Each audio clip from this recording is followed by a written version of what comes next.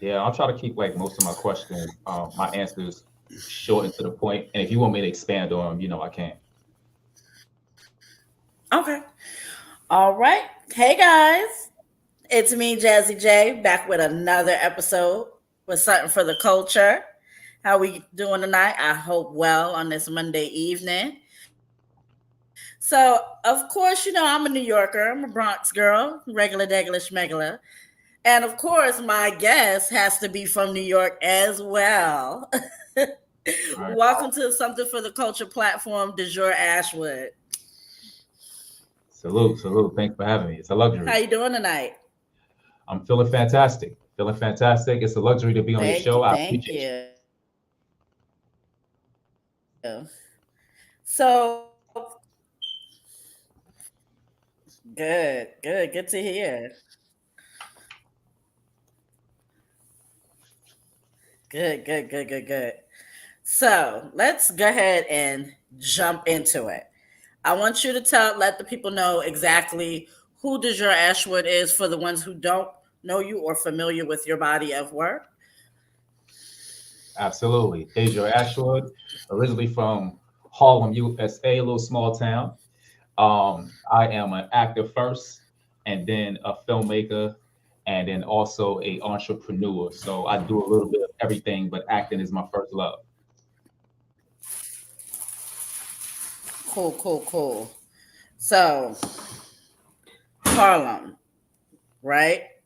Take Yes. us through your journey as a kid Yeah. to who De Jour is now. Yeah. So growing up in Harlem, it's such an eclectic place to be because there's so much culture around it. I started off going to PS 113, which is on 113th Street, between Adam Clayton Powell and Frederick Douglass Boulevard. Grew up there, met a lot of individuals there, and then 3 years later, I end up at PS 144, which is Han Christian Anderson, on 120, I think it's 122nd Street. So with that, I definitely, met a lot of people downtown and also uptown.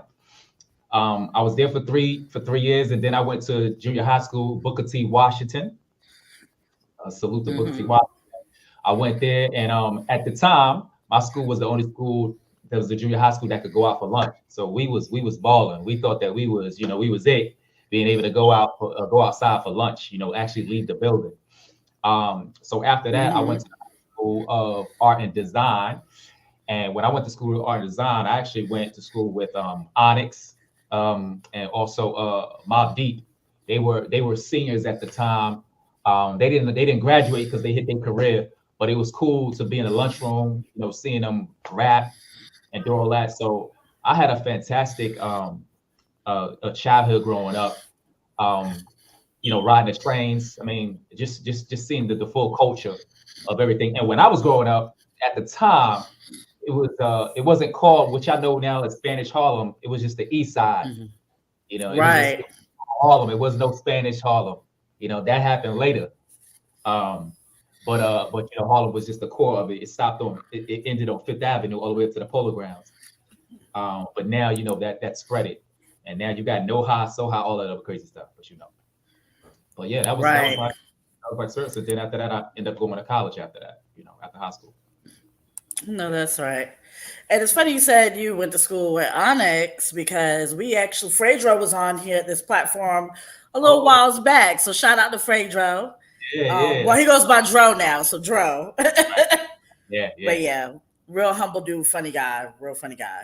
yeah. Absolutely, absolutely, So you are a brand in itself because you absolutely. do multiple things.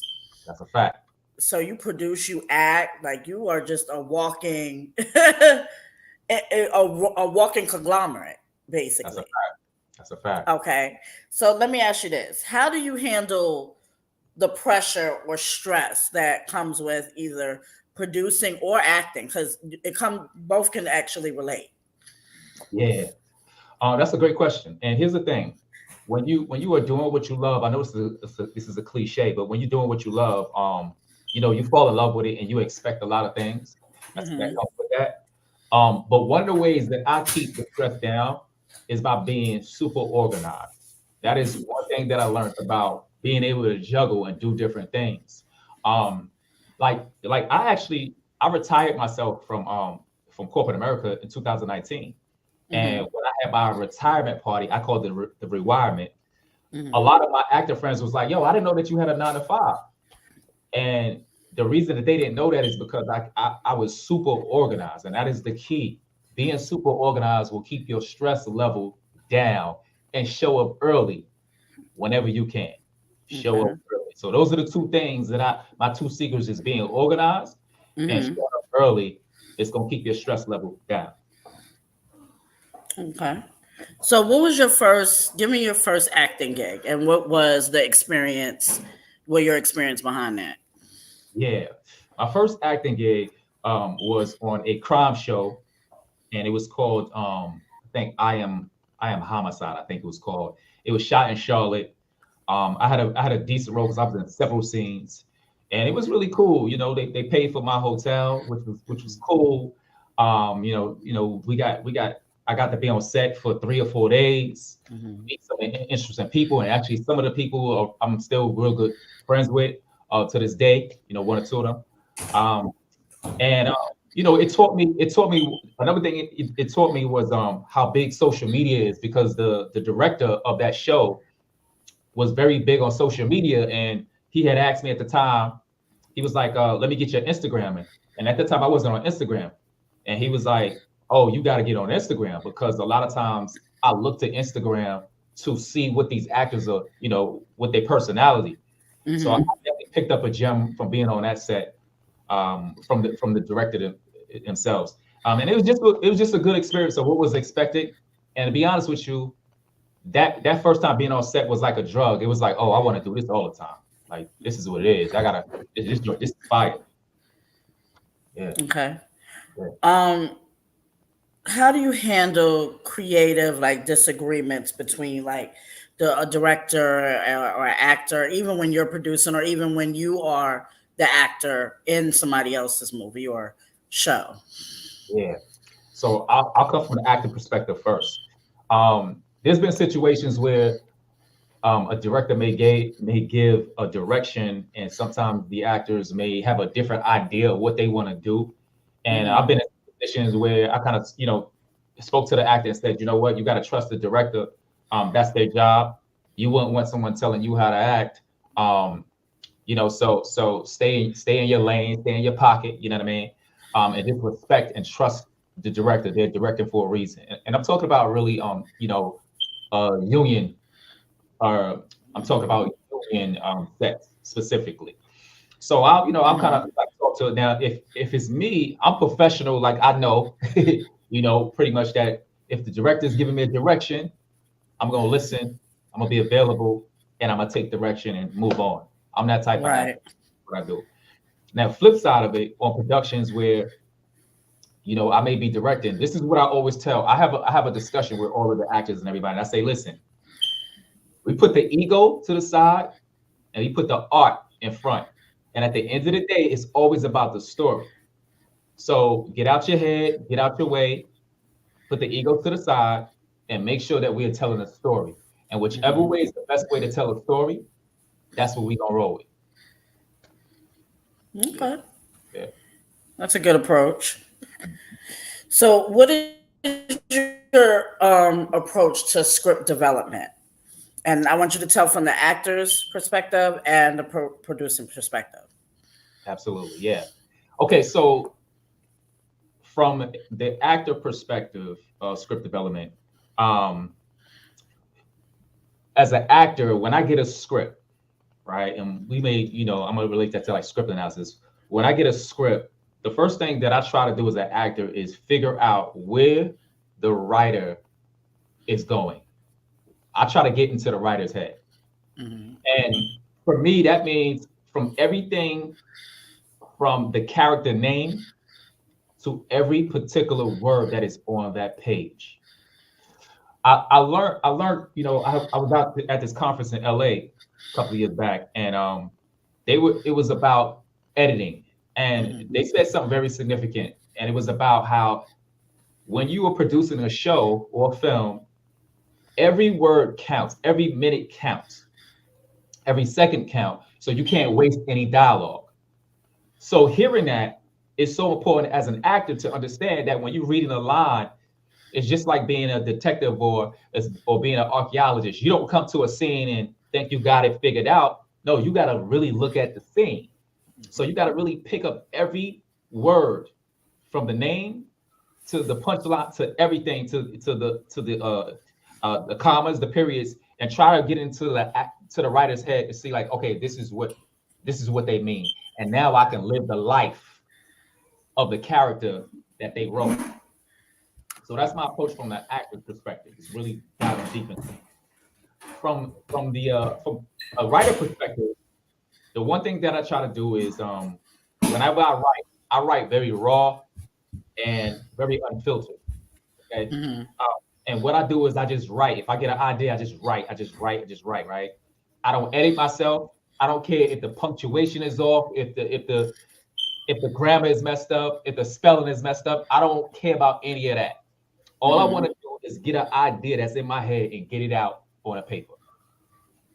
And once I do that, now I know that I have everything that was in my head. I get it out, right? So the next step that I do is it's called trim the fat. So now I got a whole bunch of stuff on here that I probably don't need, and that's okay. So then I start chopping up like, okay, some of that is ego. Let me get some of that. Let me take that off my plate. Take the ego off. And initially, what I want to be left with is no ego, a good ass story. That's what I want to be left with. A good ass story, that is captivating, that has a good twist, that's keeping people engaged. I want people to be able to read my story and have to go to the bathroom, but the bathroom's gonna have to wait because I gotta read this story. Right. Okay.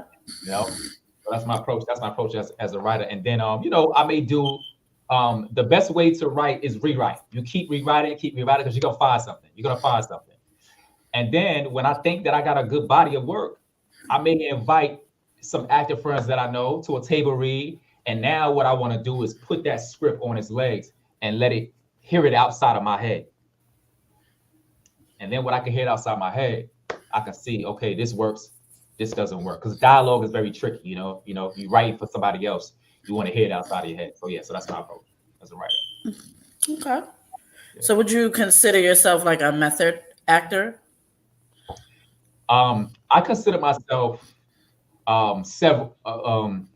I use multiple methods. Sometimes, depending on the production, I can be a method actor, but sometimes method acting doesn't apply.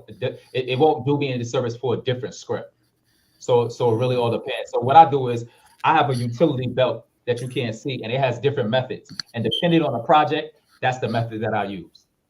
Okay, I hear you.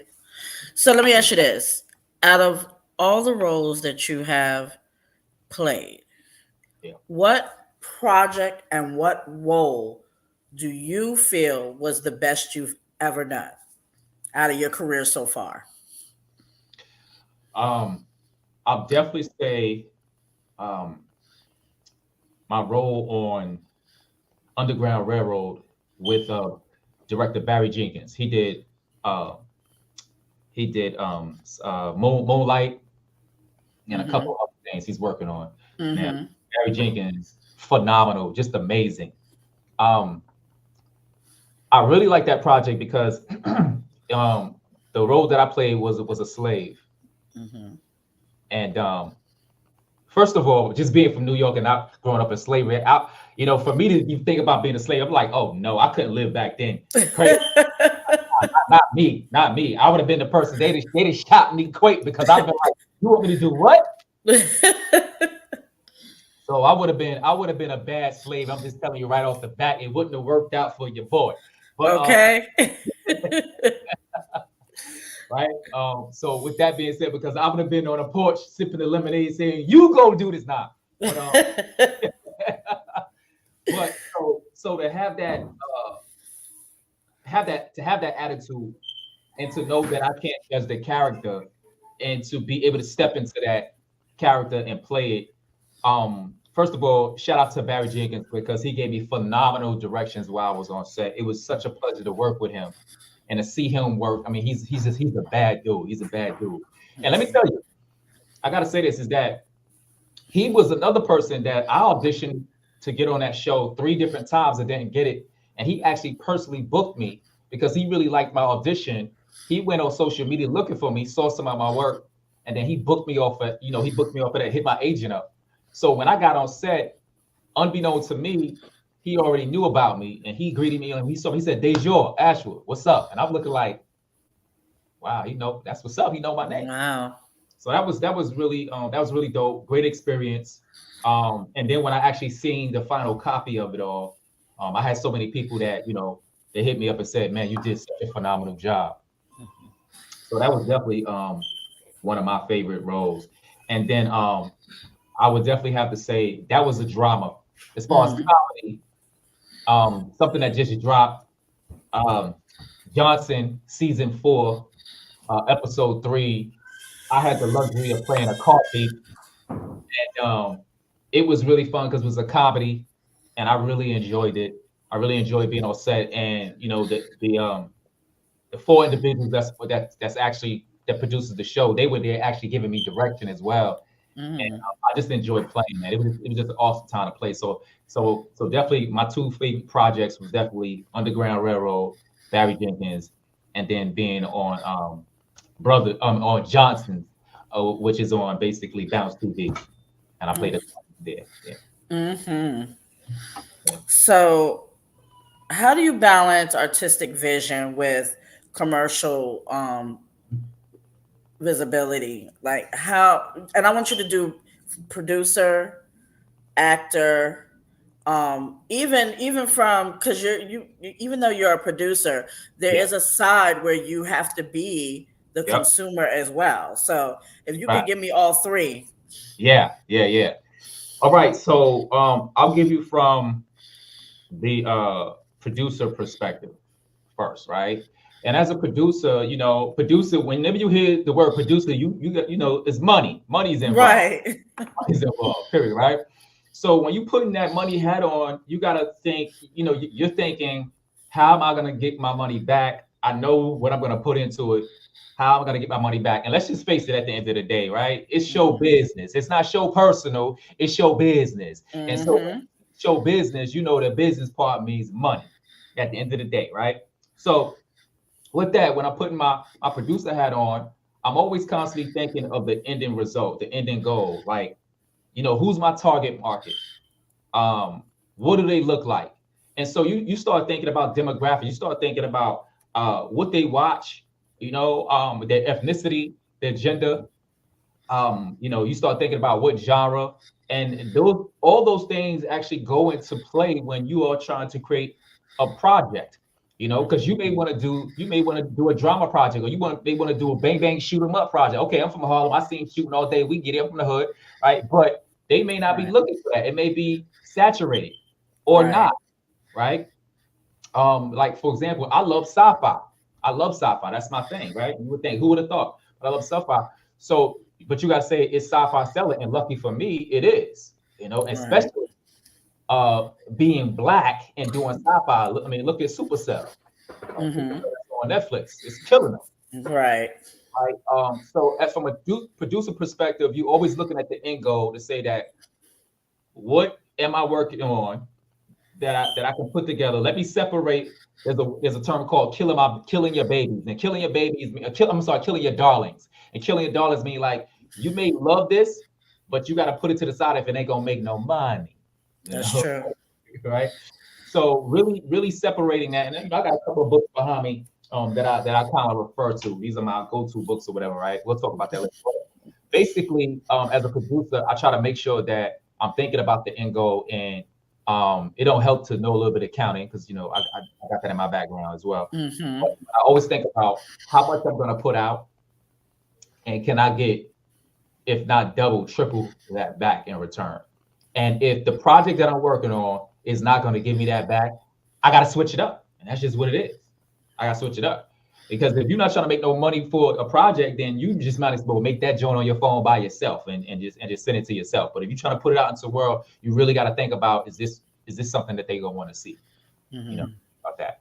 Um, okay, now for I'll talk about from the actor perspective. From an actor perspective, it's definitely a little bit different because now you want to make sure that one, you got to be trained because you want to make sure that you are being able to um, personify a character to really step into this character that people want to watch you. You Mm-hmm. know, you got to figure out what type of actor that you are, and know yourself and know your lane, and make sure that you fit with the right project. But also, again, I'm gonna go back to the writing is that you are living out the vision.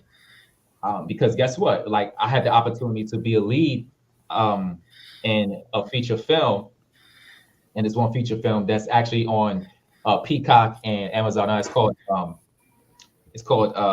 water. It's called Water for the Root. No, I'm sorry. It's called Tainted Waters. My bad. It used to be called. It's called Tainted Waters, and it's on Tubi, Amazon Prime, and Mm-hmm. Peacock. All right. So anyway, basically I carried the story. And as an actor, it's important that you're doing what you need to do to keep people tuned in. Because if they see a couple of moments that they don't like, they gonna turn the channel because there's so many other things to turn to. So as an actor, you got to be in your bag. You got to make sure that you are continuously training, so that way you can you can carry on your role, and that will carry the film, and the film will be able to make money because Right. ultimately that's what it's all about. Okay, so I did producer, I did actor. Let's see, did you want writer as well? What was the third? Yes. Yeah. Okay, now from a writing perspective, listen. At the end of the day, it's no secret. We all got ideas. We all got ideas. You know that song, Bright Ideas. I got bright ideas, right? We all got ideas. But let's just be real now. Some of those ideas ain't gonna make a, a dime. It just is what it is. Now, one thing that I learned as a writer is this: you can have an idea, cool, but you know what's important is execution. Execution of that idea is important. This is why. Let me give you an example. Jaws and Alien, those two films, Jaws and Alien, are the same exact. Mm-hmm. People don't notice they're the same exact movie. One takes place in the water, the other one takes place in space. They're the same Mm-hmm. exact. They run it from a creature or a monster, right? Right. And guess what? We sometimes, as people, as consumers, love to go see the same movie, but differently. The story, Yep. but what they do is they apply it differently. So the same storyline was used in Jaws, the same thing in Alien, but they said what we're gonna do is we're gonna put the monster on a spaceship. Okay, and then there we have Aliens, the same movie, and it's a whole bunch Mm-hmm. just like Jaws and Alien, but the way that they approached it, the application of it is all. So I say that to say this: these books here, and I got a slew of other books that I dive into as well. Mm-hmm. I learn application, I learn approach is about taking an idea and then now the way that you twist the story, the way that you get people to come to the end, the way that you throw people minds. Sometimes you get them a little bit of what they want, and so a lot of times you get them what they don't expect. But being Mm-hmm. able to take them on a journey is going to keep them tuned in. But it's also indicative to you also creating a dope project so you can get that money. Because at the end of the day, it's all about the money. That's true. It's all about That the money. is true. It's funny that you spoke about money, brought up money, because my next question is how do you discuss a project where you can successfully manage large budget and deliver the movie within the cost of that budget? Because a lot of people don't understand. One, it takes a lot of money to do and produce a movie. Two, That's right. there's a budget that you guys have to stick with, and if you go past that, now you're in the That's red. So how did you yeah. manage That's that? a good. All right. So first, let me give it a shout out and a plug to my series that I just recently produced that is streaming right now as we speak on Tubi and Amazon. It's called Pressure, Mm-hmm. Pressurx, Pressure. Mm-hmm. Yeah, run the numbers up. Go check it out, you guys. It's a sci-fi drama. about the pharmaceutical industry. Okay, so enough Mhm. about that. Let's talk about this. All right. So with that being said, I shot 5 episodes, course of two months, over 35 actors, shooting in both Atlanta and New York City, Mhm. and it wasn't it wasn't cheap, right? Now, a lot of things when you self producing, and this is what I hear a lot of time from independent filmmakers. Oh, I'm funding this myself. Listen, if you want to do it, stop crying about it. If this is something that you want to do, you know, put your money together and then just get smart. So to answer your Right. question, one of the ways that I keep budget, that I stay within budget or don't exceed budget, is that I've taught myself how to do a lot of inside jobs. Like, I'm an actor, but I also DP my own projects as well. Mhm. Okay. Like right behind me, some of my equipment. I got a gimbal on the table right here. Is a project that I'm about to do, but I got a gimbal that I purchased. Of course, I write my own projects. I DP them when I'm not in it. I'm an assistant camera. If I'm not in Mhm. the actual scene, I'm actually on camera. And then what saves me a lot of money is I also edit my own projects. So now I have the luxury of spending as much time as I want to spend on it because I've learned how to do all those things. Now, let me just tell you this, okay? And this is about keeping your budget low. Mhm. I initially got into this as an actor, and I was like, yo, that's all I want to do is show up, know my lines, say it, and I'm done. Mhm.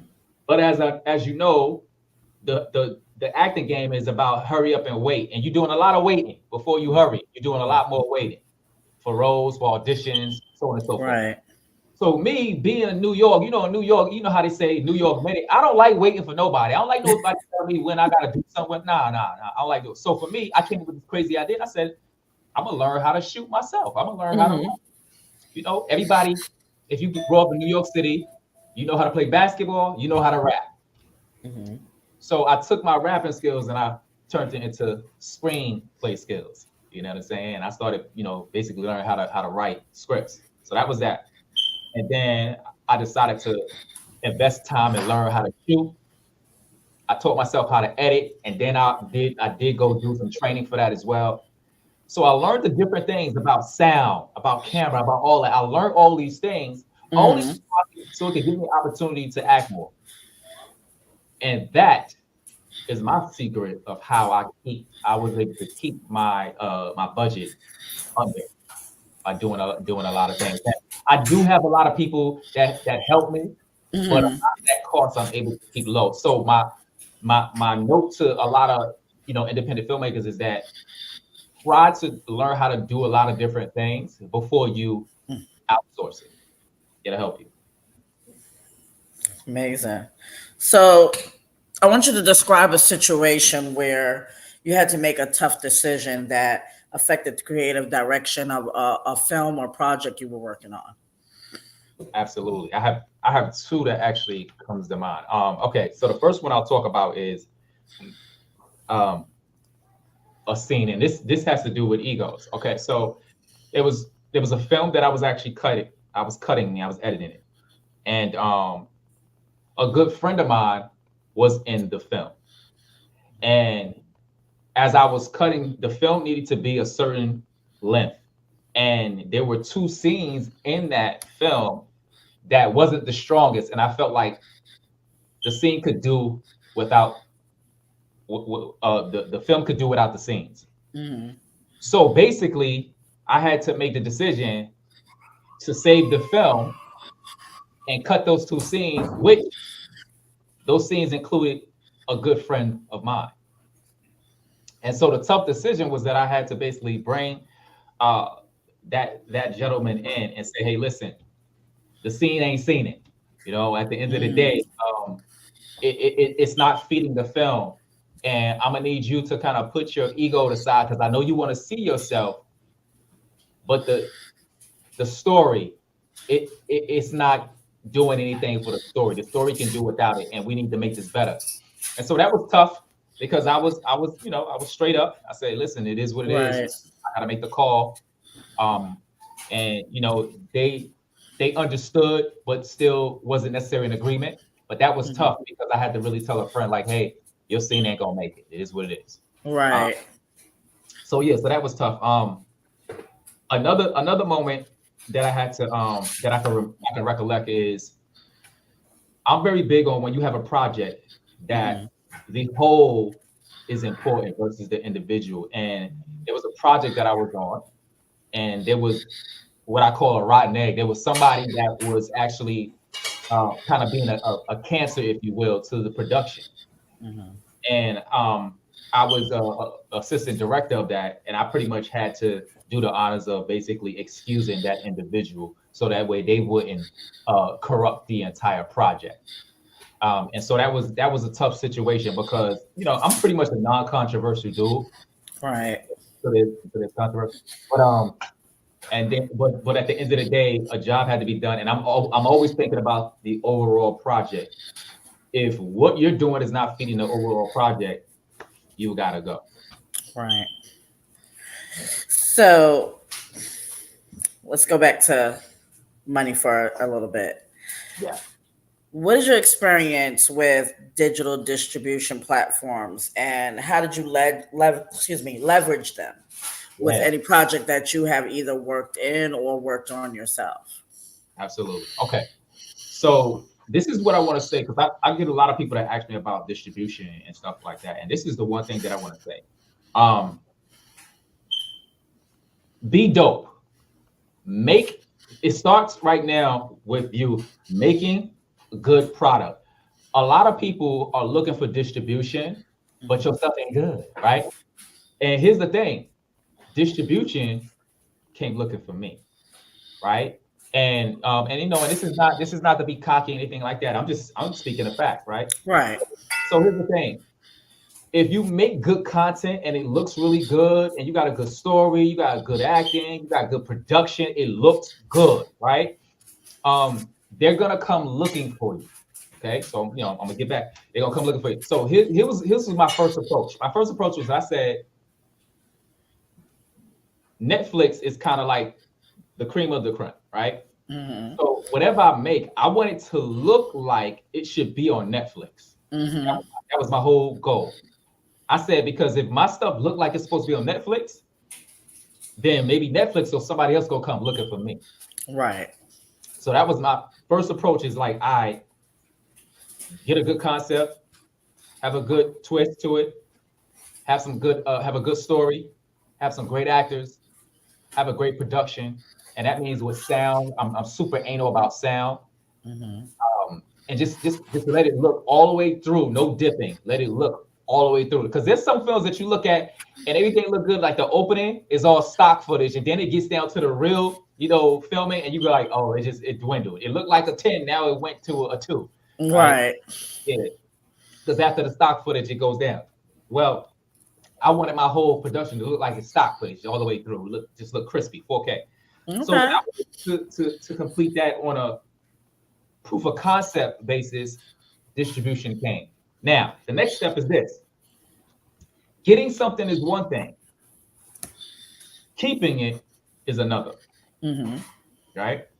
So, okay, distribution came to me and said, okay, we want you to take this to the next level. I need this, I need this, I need that. Anytime that they ask you for a request, you better be able to give it to them, and give it to them within 24 hours. Okay, so whenever I got my request, I Mhm. did it to them within probably 4 hours. I was on it. Hey, I need caption files. Okay, here you go. Got it. Hey, I need posters. Here you go. Got it.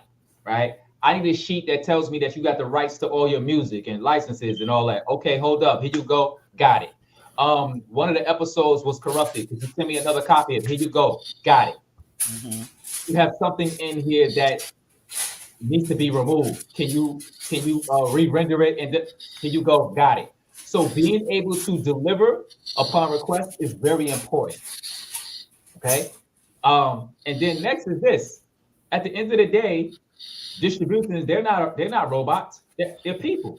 All right. So you want to gain a good rapport with them by one, when they ask for something, give it to them quick and efficient, but then also saying thank you, And then find a way, because like my key thing was like, how do I find a way that I can get from being an email and texting to a phone call, Mm-hmm.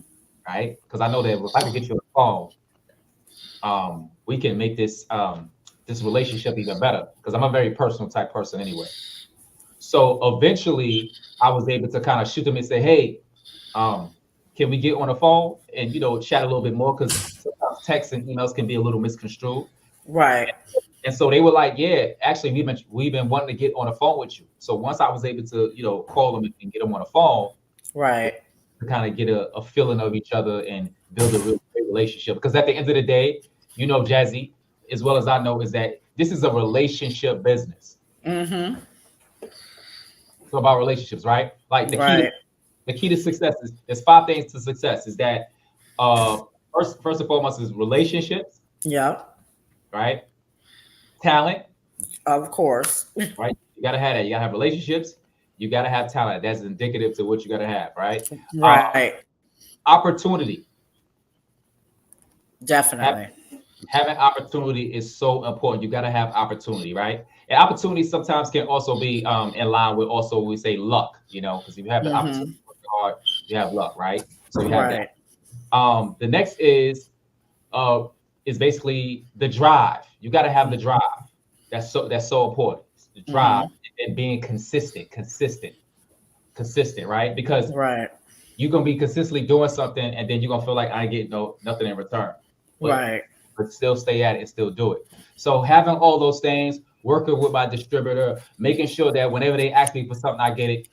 Pick up the phone every now and then, because there was times when I didn't hear anything. I'm like, hey, when is it gonna go live on a certain channel? I would pick up the phone because I know that they're working with a whole bunch of other filmmakers, and I would get them on the phone. I say, hey, is there anything that I could do? This was one of my things. This is what I said. I said, is there anything that I could do to make your job easier as a filmmaker?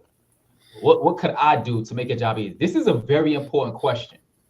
That when you're working with somebody, to ask them, hey, is there anything that I could do to make your job better? Because at the end of the day, if I help you, you're gonna end up helping me, right? That's true. We That see is how. true. And a lot of times, what we do is we work on our own. We just do what we think is right, but that may not be what they need. So I asked them, hey, what could I do to make this process more efficient? All right.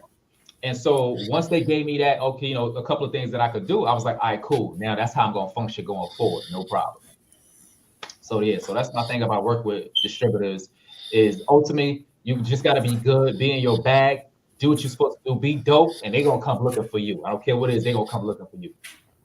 Great advice. Great advice. So this question I asked everyone that comes on this platform, and I'm going to ask you as well. And I want you to really think about this. Yeah. So, of course, tomorrow is not promised. Anything can happen between today, tomorrow, even within the next hour or so. So, if you leave this earth, what would you want your legacy to be remembered for? Yeah. I love that question. That's a great question.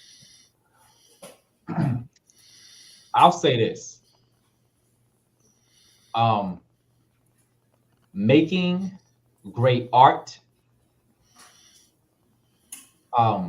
pushing the envelope, being different, daring to be different. Anybody that knows me, that went to school with me, that knows me now, they know like Dajour is the type that I'm gonna look at something, I'm gonna see how I can do it differently. If everybody's going left, Dajour gonna go right. Why? Because I'm just hard headed. I just want to do different. I just want to be different, right? I was that kid. I'm getting to your question, your answer. I was that Oh, you kid fine. that if everybody wore their laces tied, I was gonna wear mine untied. I don't care if I'm gonna trip. I'm gonna be different. That's just who I am. I can't help it. I'm gonna be Out the different. box. Out of the box. You know what I'm saying? That's what I did. If y'all all go to 125th Street to go buy your sneakers, I'm going to 40 Dukes. You know what I'm saying? I gotta be different. That's just the way I am. And so I take pride in that. I take pride in being different. At first, I thought I was weird. I thought I was strange, but I realized that was actually a gem, that I was different. So I definitely want my legacy to be that that I've made great art, that I was super creative, right? So that's part one of it all. But the next thing is this, and I heard the statement is that they say a man dies two times. You never heard Mm-hmm. this, right? They say man died two times. The first in the physical form. The second, right, is when the last person that he basically influenced forgets his name or dies. So if you continuously influence people, right? Like for example, I've never met Martin Luther King, but his Right. legacy still lives on, right? Correct. Exactly, right? So if you and that's because it's taught down, it's taught down, it's taught down, it's taught down. Right. So for me, I'm very big on teaching. Teaching is so important. This is what I believe. My belief is that you are not successful until you can make somebody as successful just as you. And trust me, there's a thing that sometimes when people, we get stuff, we don't want to share it, we hold it, be like, nah, you can't, it's mine, nah, you can't get it. But at the end of the day, nobody can be you. So for me, I'm my legacy is going to be making great art, being different, right, and then also teaching Mm-hmm. uh, others along the way through my teaching. So that way, when I go on, they're doing this because they learned it from me, and then they teach somebody else, and they teach somebody else, and they teach somebody else, and they be like, "Yeah, what did you learn this from?" Well, it originated from this guy named Dajour Ashwood. He was from Harlem, all that good stuff. He wore Versace glasses and all that. But anyway, that's not the point. The point is that the point is that this guy named Dajour Ashwood actually was the founder of it, and now we're learning it now. So that's definitely my legacy: making great art, being different, thinking outside the circle, and all that other good stuff, and teaching, going forward, teaching my art to other people. That's my legacy right there. Yeah. Great. So I want to get into a few things now. Behind the scenes, guys, we got a chance to chop it up, and he also went to school. Not many people know this either. She went to school with Woodbine, another great actor. Yes, yes, yes, yeah. I actually grew up. We lived in the same building, Bokeem, Woodbine. Now, Mm-hmm. funny thing about Bokeem is that Bokeem was he was a very eclectic person. Mm-hmm. In terms of like before he got into acting, he was like in a band. He used to play the guitar, and Wow. he used to go downtown and he would play a guitar in his bands and stuff like that and perform. And Mm-hmm. so I knew Bokeem when he was Bokeem. He was that. And Mm-hmm. then I remember when he got his first role, and we all had there was another person named Linda that lived in my building, and we all had met up at Linda house, and we all watched his film, and it was just crazy. It was like wow. But he always inspired me and told me. And Bokeem is he's a couple of years older than me, but he always inspired me and told me stay if you pursue this, stay in an active realm. You want to be around actors, you want to be around creatives. But really solid dude. He was very different, always very different. And his mother was such a joy. And then I remember, when he bought his mom's a house, he came down, to the first floor of my building. Was like, well, Bokeem, he bought me a house, so I'm moving out of this apartment building, but I want you guys to take care. I'm like, what? I'm like, oh my god, he balling. That's what's up.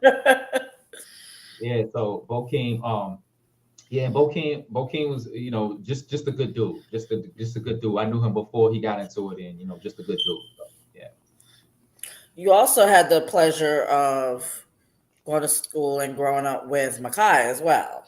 Yes, Makai Pfeiffer, Mm-hmm. absolutely, Makai Pfeiffer, and I so my we share a good friend, my friend Jimmy Britt, and him and Jimmy Britt grew up in the same projects, which was Douglas Projects. Mm-hmm. And I used to hang around Jimmy all the time. And then he actually, I think I was probably like about 15, 16.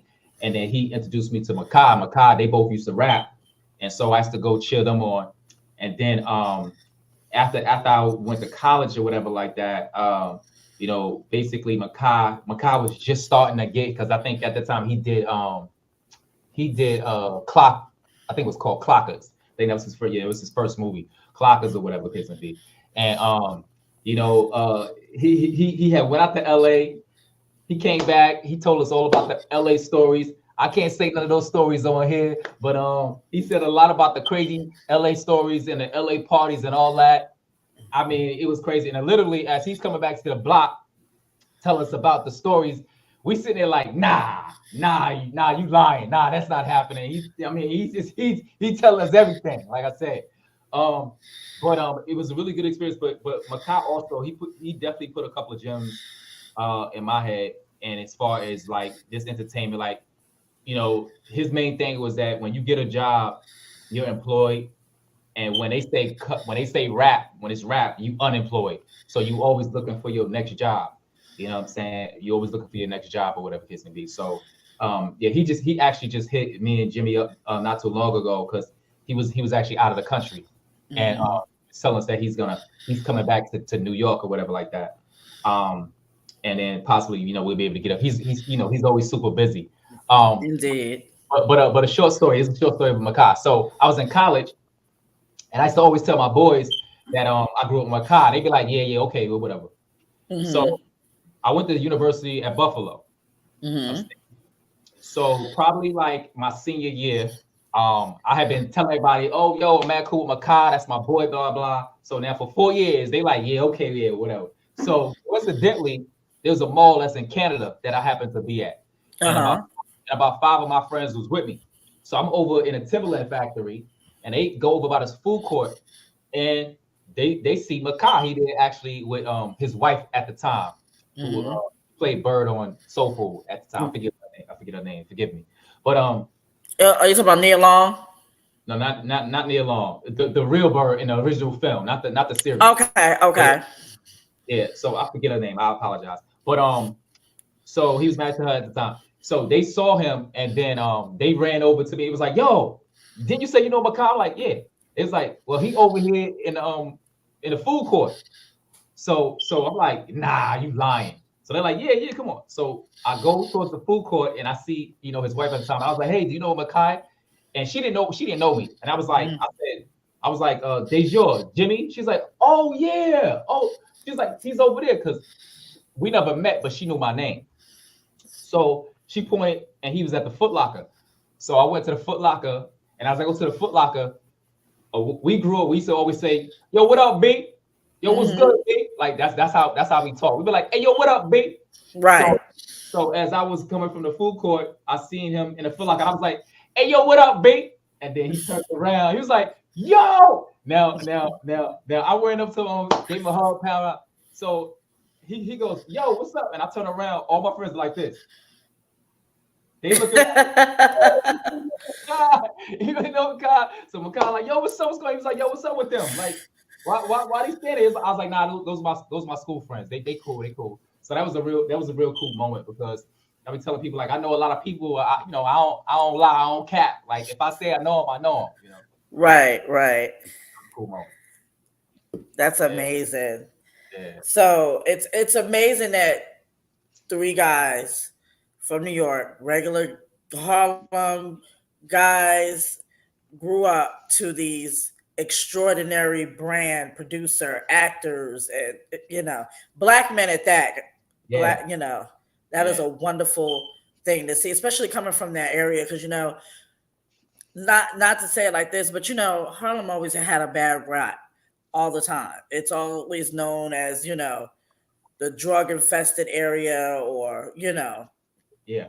and to see such great potential legends in the making, because they're on their way, if not already there yet. That's a fact. Yeah. And be African American men is a wonderful thing to see. That's a fact. So yeah, because I agree. I mean, I grew up in the crack era, and I tell a lot of people when I was growing up in Harlem, it wasn't a lot of Caucasians in my area. It was black. Not at all. It was black, and if you did see, someone Caucasian, they were cops. It wasn't, right. That now when you go to Harlem, it's different. It's like, yo, it's crazy. But now Harlem, I don't know what Harlem that is. I don't have no idea what Harlem that For real, the Harlem I grew up in, I mean, it was blacker than black, and Okay. it was dope. You know, it was a good, eclectic, situation. You know, I grew up around a lot of Africans, a lot of Jamaicans, Hmm. Latinos. That was my culture, so I love it. Growing up in Harlem, it gave me a lot of instincts. There's a lot of people that they be like, Dajour, you work hard, and I'd be like, man, you go to Harlem, this ain't nothing, because everybody got 4 jobs in Harlem. Everybody's on their hustle. That's just what they do, Right. you know. You can't even walk down the sidewalk with somebody not hustling. There's a hustle on every stretch of the sidewalk. Trying to tell you, and that was just the natural thing, you know what I'm saying? Like my dad, he used to sell CDs on the street, but before the Hmm. CDs, he used to sell mixtapes. Okay, Hmm. so mixtapes. He had his boom box, and he would go all the way up to the polo grounds, back down. Then this circle thing came about. It was called CDs, and they was like, Okay. what? You forget the tapes. You don't got to worry about the tapes popping. Then you can put it on CD. You like, wow, this is crazy. So yeah, I come from that era. Right. Yeah. So I love it. I love it I though. want to work on my co-host, Knowledge Born. Hey, Knowledge Born, salute. welcome. All right. Peace, peace. All right. Peace, King. Peace. You are definitely something for the culture.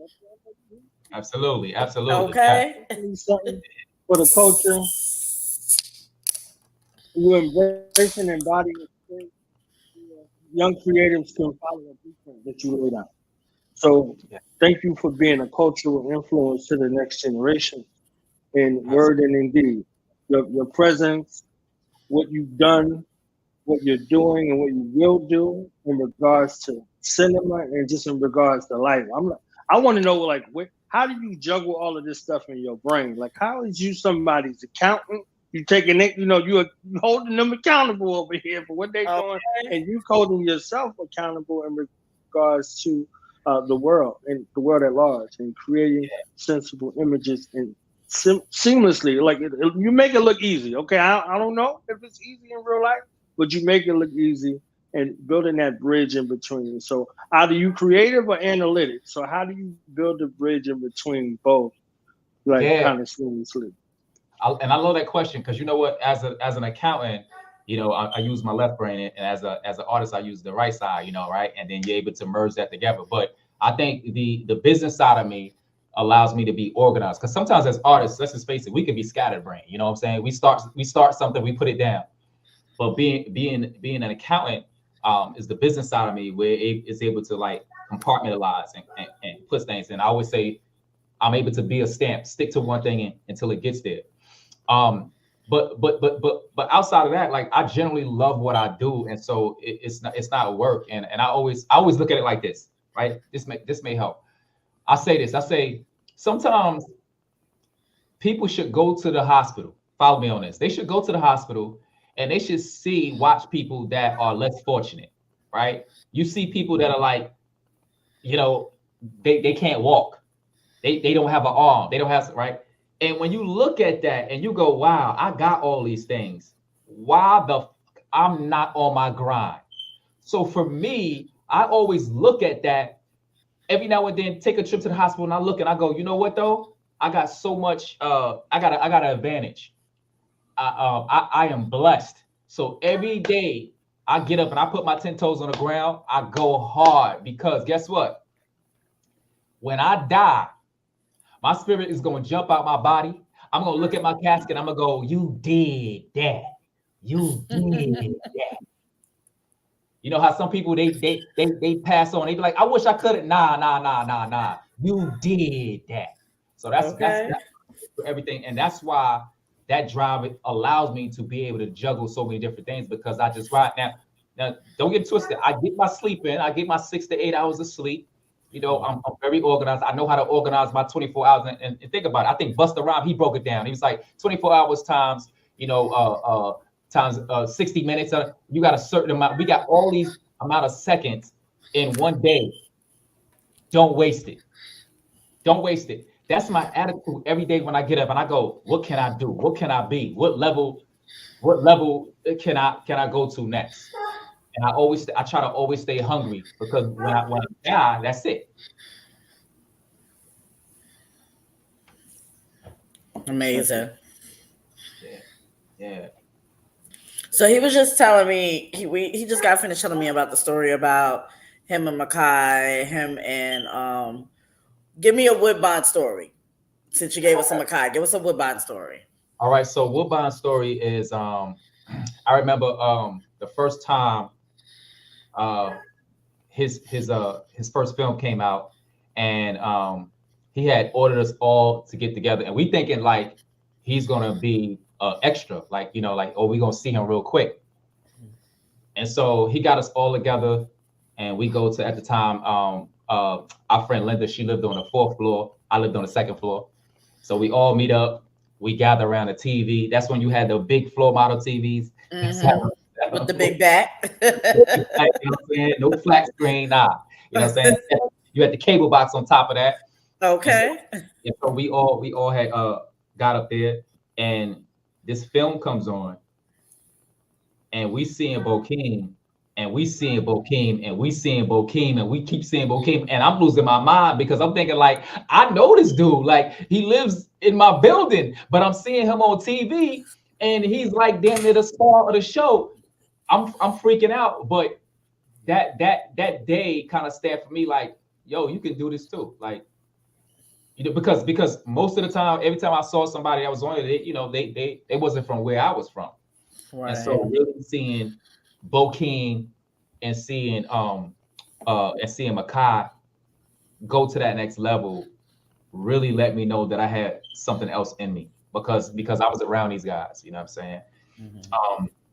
So yeah, and then the other thing I would say is that Bokeem mom, one thing I would say about her is that she always admired me, and she always looked at me and said, "You're gonna be something." She didn't say what, but she will always say, "You're gonna be something." So shout out definitely to Bokeem mom. She always, mama always knows. Mama always know, and she always will put that on me. She always been, because my block was wild. You know what I'm saying? So for her to point that out and say that, and I know some of my people's from 11th Street, they be watching me, so they know. But Bokeem mom used to always, she would be on the first floor of my building just before we go out. She'd be like, "You're gonna be something. You're gonna be something." So yeah, so shout out to Bokeem moms. Yeah, she put the money in. So you seeing Strap in the crib bugging out. Yeah, there you go, Strap. Yep, Strap. Okay. Yep. So you was with Makai when Makai went for Clockers? Yeah, so I didn't go down with him, but I was there. Put it like this, I was there when he came back from the audition. Wow. Yeah, when he came back from the audition. And we not thinking nothing. We not thinking like he gonna get it. We not thinking that. You know what I'm saying? We not thinking, be like, oh, okay. It was enough the fact that you went down for a movie audition. That's dope. Mm-hmm. That's dope. Right. Yeah. Yo, did he have the bald head already? Did he have the onyx head when he went down there? Nah. He actually had a low cut. He had a real low cut, like what we used to call a Caesar. He had a Caesar. Yeah, he had a Caesar. My one story with Makai. So by this time, he probably got like 3 movies at this time, right? So he comes pick me up. He comes pick me up from 11th Street. At this time, I think he had a Montero Sport or some, or Explorer, or something like that. He had a green. It was an olive green. So he come pick me up, and we pick up a couple other people, Dave, and then dude Horse, rest in peace, Horse. And so we end up going to Morningside Park to go play ball. So we go over to play ball. Now again, Makai got about 3 films at this time. So we go over to Morningside to play ball, and as we playing ball, we get into a little conflict with one of the guys on the other team, and Makai don't want to back down, right? And we like Makai like, nah, this let's just leave it alone. But Makai got this at the time. He had this chip on the shoulder, like, I know they looking at me like I'm a Hollywood dude and I'm soft. So I got to show you that I'm not, you know what I'm saying? And so luckily at the end of the day, it was the situation dissipated and it ended up turning nothing. But Kai wasn't backing down. Okay. And then last thing I'll say is this. Now Makai is my boy, but one thing I'll tell you about Makai, he cheap. Okay, because Makai's cheap. So we was all going out or whatever like that, and we was going to like get drinks or would do whatever. And as we go, we thinking like Makai got money. Makai about to like hook us all up. Makai go. All right, what y'all got? What y'all got? What y'all got on this? What y'all got on this? And we like, are you serious? And we all had to chip in for whatever we was gonna get. So Makai, one thing about money, he ain't stupid about it. I'll tell you that right now. He ain't stupid. Yeah. That's amazing. That is amazing. I want to ask you this. What was the energy when he did Carmen? Was you around for that? No. I did see him. I did see him after that, but so he did talk to us about it. He enjoyed it because that's what Beyonce, right? Yeah, Mm-hmm. Beyonce. Yeah. So we got all the stories, but he enjoyed being on set with that. But yeah, nothing really big. He just kind of said it was different, and the one thing he did say is that the money was good. You know what I'm saying? I'm sure. The money was good. You know what I'm saying? So he enjoyed that aspect of it. But Makai liked to work. He's not gonna really turn down. Makai liked to, he bought his business. So what was a space like for you reinventing yourself from role to role, and then aspect to aspect? So normally the talent just stays the talent. They don't. It be mad long before they start doing things like I want to take on a project or this mag tour, I want to do things like that. So what was the shift like for you? It's like, all right, y'all seen me, you seen me, but you about to see me in a whole nother way. Did that come before? Did it come during? And how did you kind of manage that, balance that? Yeah, I would definitely say it came during. And I look at a lot of actors that I marvel, and I watch how they embrace a role. And for me, I want to be looked at just like that. I want to be, I want people to look at my work and be like, it has layers to it. So if you look at my demo reel, you'll see that I done played a homeless person. I done played a slave. I done played a producer. I done played a shooter, a thug that was a shooter. I done played an executive, a manager. So I've had the luxury of having a variety of roles, and each of those roles took on a different aspect of me. Now, there's some roles that I'm able to kind of like take a part of me and create, but then there's other roles that they may be far from who I am. So I have to go and I have to do my work. This is where the method actor comes in, where I got to go and I got to do my and that leads to training. Like even though like I teach as well. I teach acting as well, but I also am a student continuously. And as long as I live, I'll be a student. So I fly back and forth to New York. I fly to LA, and I get that knowledge. I'm constantly always trying to sharpen, the sword. Always trying to keep it sharp. So that's how I'm able to kind of like lend myself and become a different role. And to do different things, because at the end of the day, you want to make sure that you're authentic and that you're entertaining, and to do that, the training. I wanted you to tap on the books behind you, because you said those have a lot to do with you getting through certain projects or certain aspects of your life. So could you just go ahead and let us know what those 3 books are back there and how they have helped you through your journey?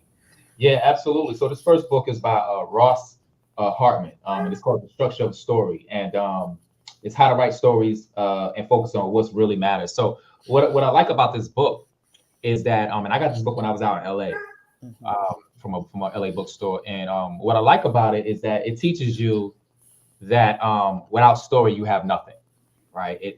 Story is the blueprint. It's the blueprint. It's what everybody it's like what the director is going to go by, is what the actors are going to go by, is what actually the DP is going to go by. They're going to look at the blueprint, and it all starts with a good story. So it teaches you also about how to build character, how to build a character and have a character really let your audience care about the character, because that's important. sometimes people write stories and we don't fall in love with the characters, you know. So to fall in love, and what does that mean? And that means, I learned that, every character has a tragic flaw. They got something that whether it be that they gamble, that they drinkers or they use drugs, they got a tragic flaw, and a tragic flaw makes them relatable.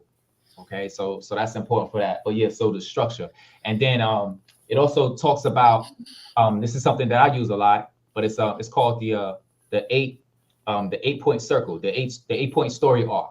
And the 8 point story arc, basically how it starts at, the stasis, and then it ends at basically the resolution, or the change or whatever, right? And so you go through these different steps. But surprisingly, every story and every well-written story includes the 8 story arc, whereas you start at one place, then there's a want, then there's a journey, then there's a conflict, then there's the adapt, where the character adapts, then they get what they want, but then they face the consequences, and then they return. But then when they return differently. And every well-written story has that. So I learned about story arc and that. This next book is called The Creative Screenwriter. And basically it breaks down 12 rules of how to follow and unlock the screenwriting potential. Now, what I like about this book is that it teaches you, things like when you are describing your action lines, that your action line should always be in the present tense, and your action line should always be doing something. It should always be, because it's called action, so it should always be doing something. Right. And then as simple as, is it going to take place in the interior or the exterior, and then where, is it in an apartment, and then what time of day? So it breaks those little things down about, you got to have those essentials, because again, it's the blueprint. So this is a very good book. Now it's probably like 150 pages, so it reads very quick. And so if I open this book, there's a lot of highlighting, because it's a good reference book. So you got a new project coming up, you pick this book up, you go to a certain section, and like, all right, I want to execute that. Right. Now this last book, and this book is by Julian Hoxter. This last book by Marilyn Baker, it's called Right to Shoot. Now, I love this book, right? Because it basically puts the end in mind. Let me explain. It tells you, create your synopsis. Start with your log line. Start with your plot. Start with your teaser in mind first. Because if that is really good, then everything else can stick to that. As opposed to writing the whole thing and then saying, hey, what's my plot? I'm gonna finish. How I'm gonna get out too. Like, you got to be right. Like, how do I divorce myself from my pen? Like, all right, I got too much going on. Yeah. Right. Can you say the name of that book for everyone again? Sure. So that's called Right to Shoot. Right to Shoot.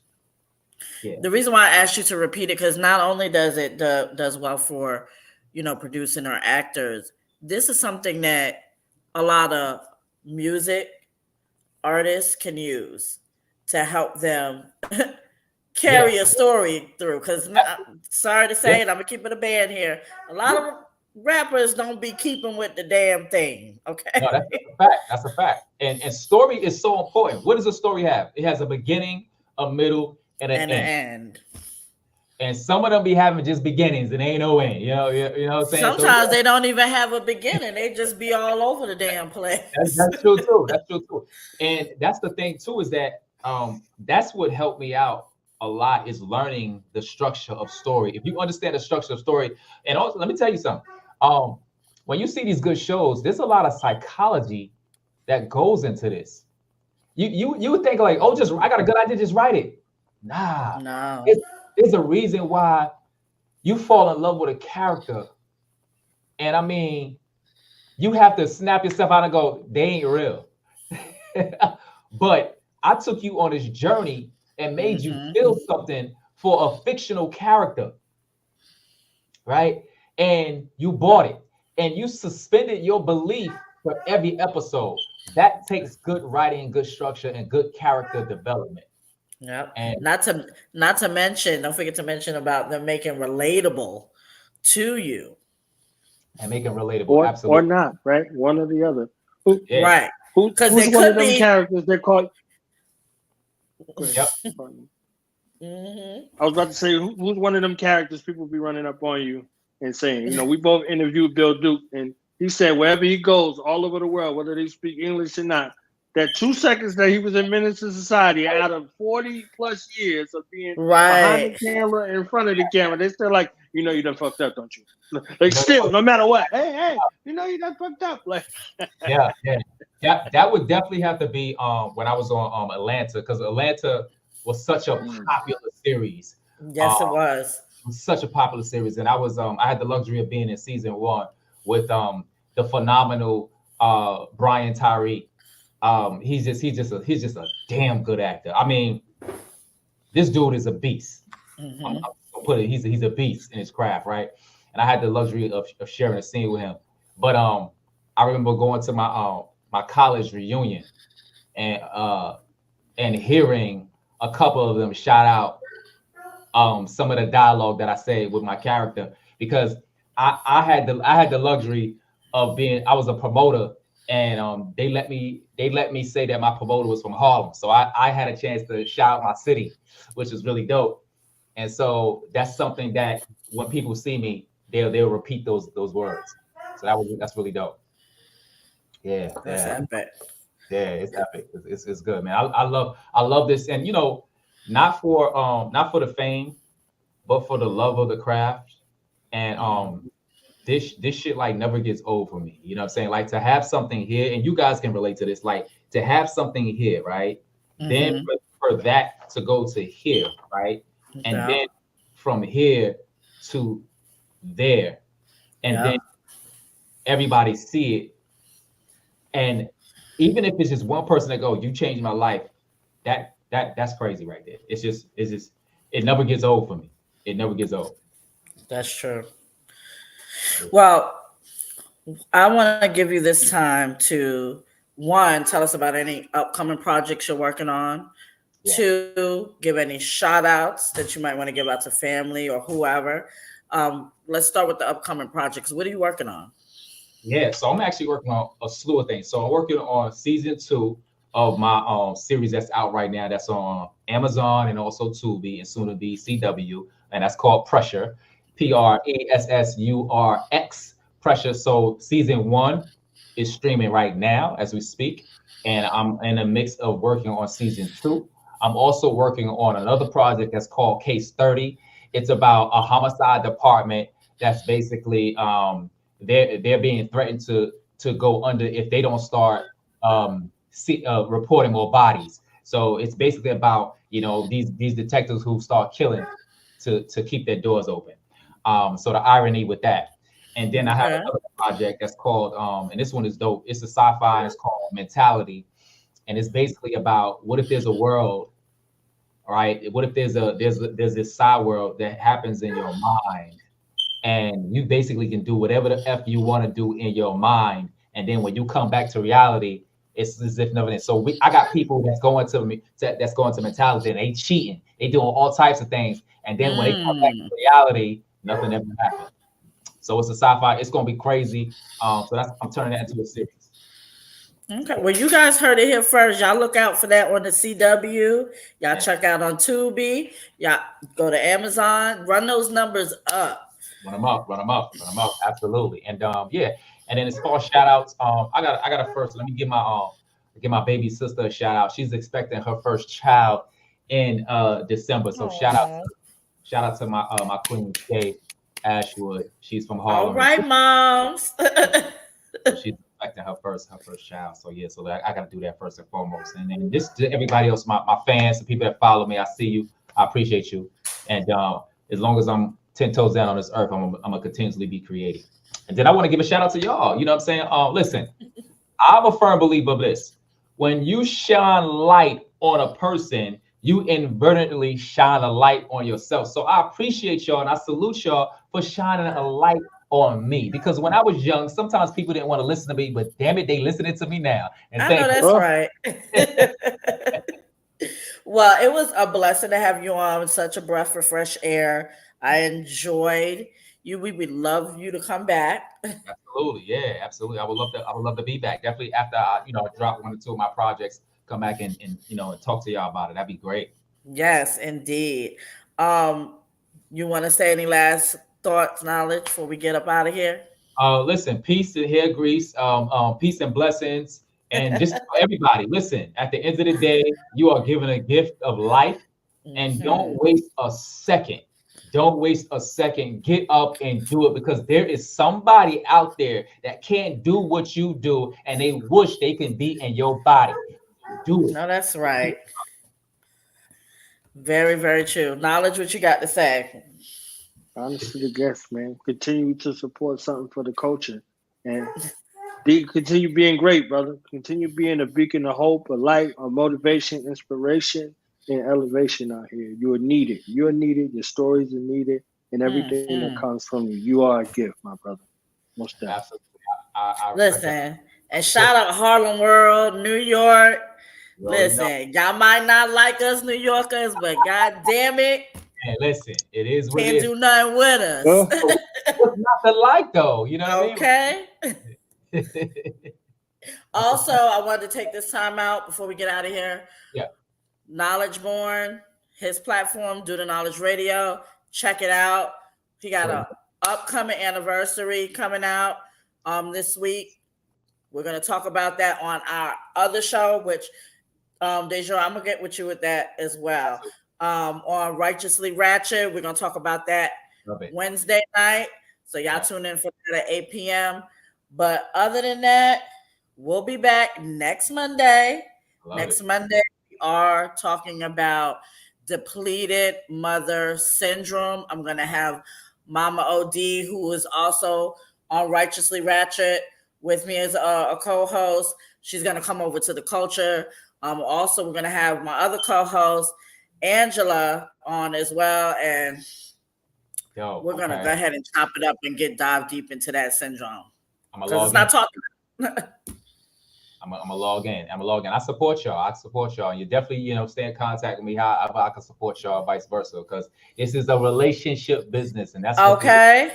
it's a relationship business. It is what it is. That's true. That is true. That's facts. Y'all go ahead, run them numbers up. Please support this king. Because if our own people don't do it, then who gonna do it? Yeah, it is what it is. Yep, that's so true. That's so true. But yeah, Pressure streaming now on Tubi and also on Amazon Prime, soon to be CW. Pressure, don't forget the RX is at the end of it. And I'll go ahead and put it up on the platform so y'all can go ahead and see where to go to that. I'm Jazzy J, Knowledge Born. We out of here, y'all. Y'all have a good night. All right, peace. Hey. Peace. It's all right. Thank you guys. A luxury.